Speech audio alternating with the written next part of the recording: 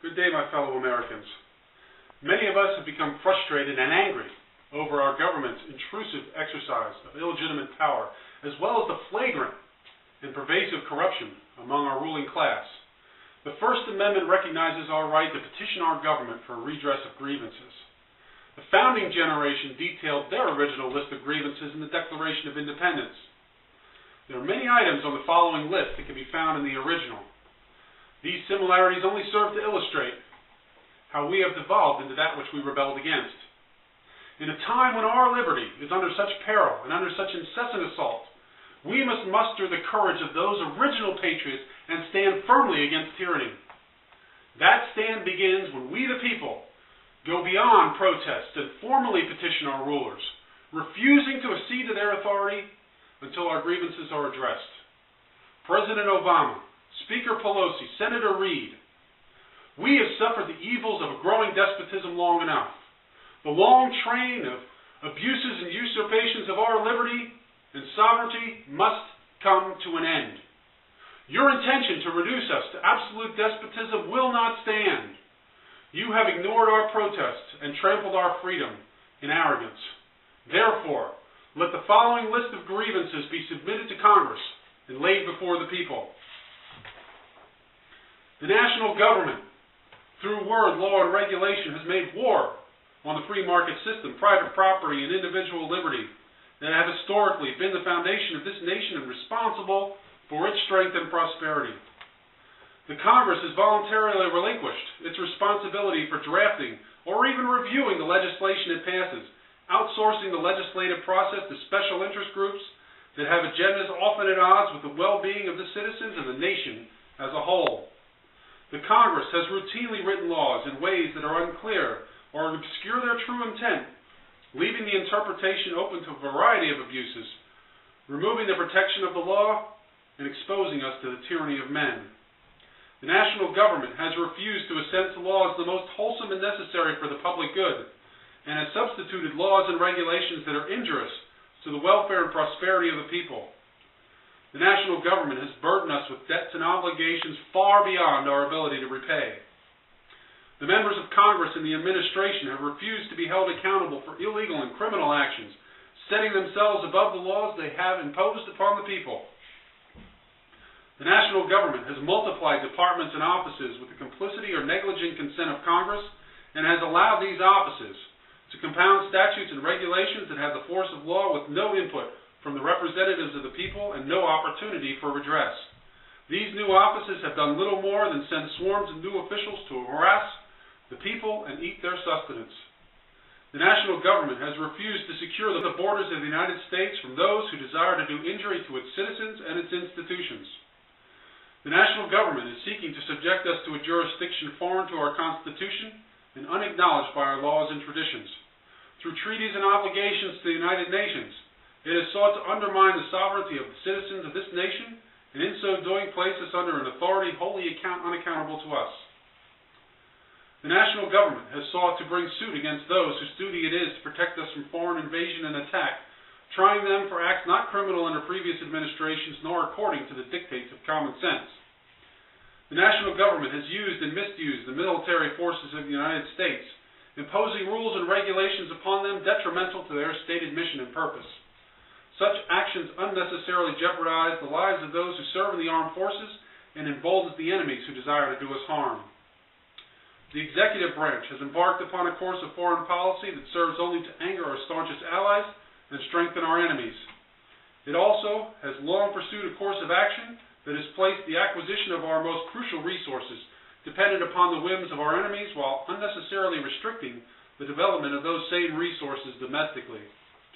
The national government has infringed on our right to adequately protect ourselves as we see fit as guaranteed under the Second Amendment to the Constitution. The national government has forbidden the governors and legislators of the many states discretion in their affairs and has imposed burdensome regulations upon them while refusing to provide the means for their implementation.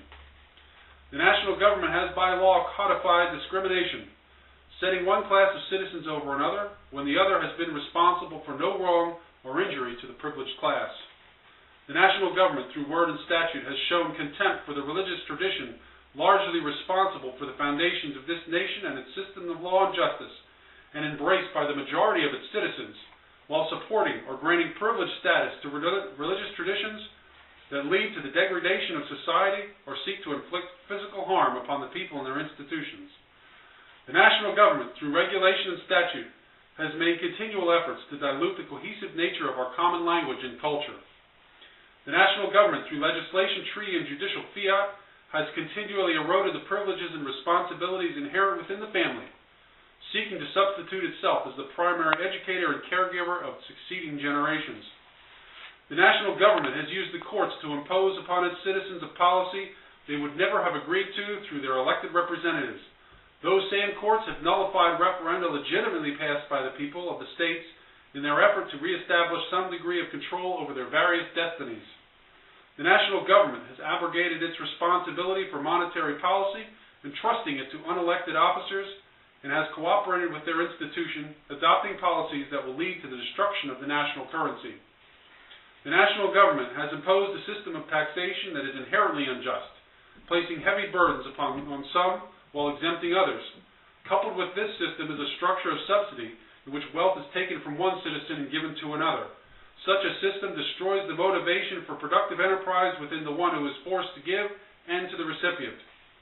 The national government has imposed a code of taxation of such complexity it perplexes even those who are tasked with its enforcement, and provide an easy pretext for the government to find wrongdoing among its citizens.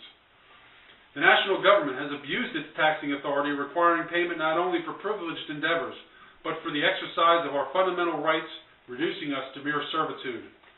The national government has intimidated and coerced private businesses and financial institutions into accepting regulation and domination by the federal government.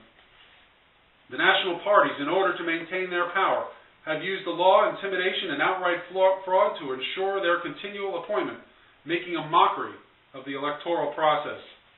The executive branch, without the required consent of the legislator, has taken upon itself the power to make war and peace, suspend at times the right of habeas corpus, utilize the Treasury, and impose regulations and orders with the force and penalty of law.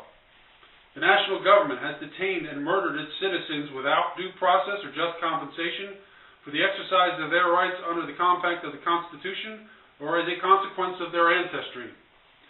The national government has appropriated for itself the power to confiscate the property of its citizens for any use whatsoever without just compensation.